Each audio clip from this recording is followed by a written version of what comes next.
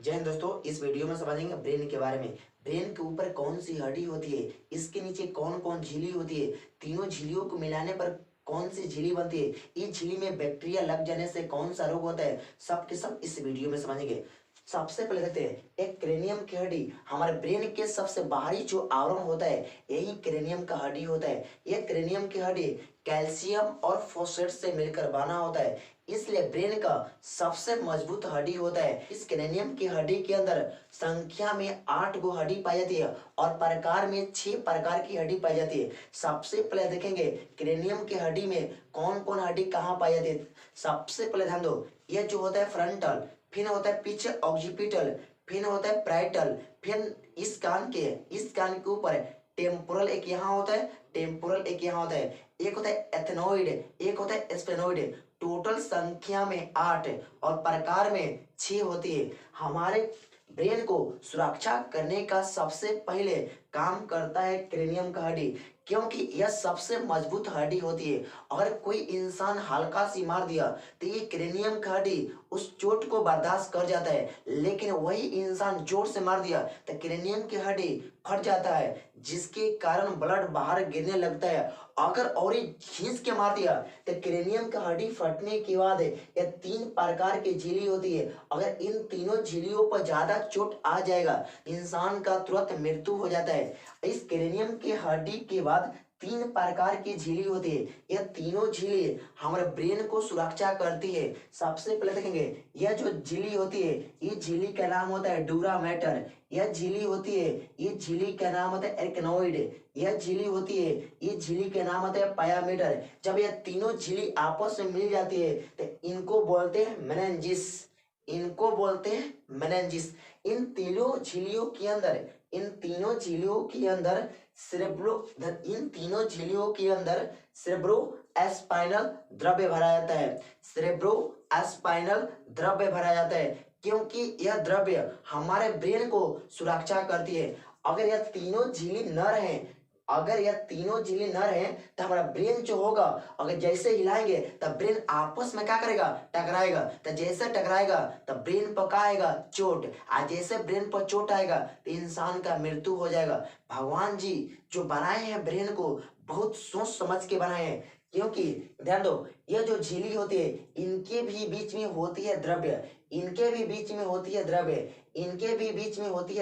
इन सारे को बीच में क्या होती है, द्रव्य। क्यों? क्योंकि ये तीनों के तीनों झिल्ली आपस में सटे ना। आज जब सटे ना तो ब्रेन आपस में क्या रहेगा, सुरक्षा। जब तीनों के तीनों झिल्ली आपस में सटेगा नहीं तो ब्रेन क्या रहेगा, सुरक्षा। आप देखते हैं ये हमारा क्या है, ब्रेन। ये हमारे ब्रेन के सबसे पहले देखेंगे क्या है, पयामीटर। अब पयामीटर के ऊपर क्या है, एर्कनोइड के ऊपर क्या है, डूरामेटर। यह डूरामेटर क्या होता है, ये डूरामेटर इन तीनों झिल्लियों से क्या होता है, मजबूत है। यह जो झिल्ली होती है मकड़ी के जाल के जैसा, मकड़ी का दूध देखे हो ना, मकड़ी के जाल के जैसा क्या होती है, झिल्ली। इन झिल्ली के नीचे एक होता है पायामीटर जो ब्रेन को सुरक्षा करता है। अगर कोई इंसान जोर से मार देता है तो तीनों ये तो फूटने करेगा, फूटने के साथ है यह तीनों झिल्ली पर क्या होगा, चोट आएगा। आज जैसे तीनों झिल्ली पर चोट आएगा तो इंसान का मृत्यु एकदम तुरंत हो जाता है। इन सबको देखने से पहले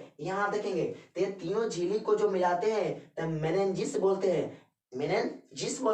लेकिन अगर सांस लेते समय वायरस और बैक्टीरिया एंट्री कर जाता है कहाँ, फेफड़ा में, और फेफड़ा से ब्लड में घुल जाता है और घुलने के बाद कहाँ चला जाता है, ब्रेन के पास। लेकिन इनको ध्यान दो, इनको इन्फेक्शन यानी ब्रेन को इन्फेक्शन पहुंचाने का काम है वायरस और बैक्टीरिया करता है।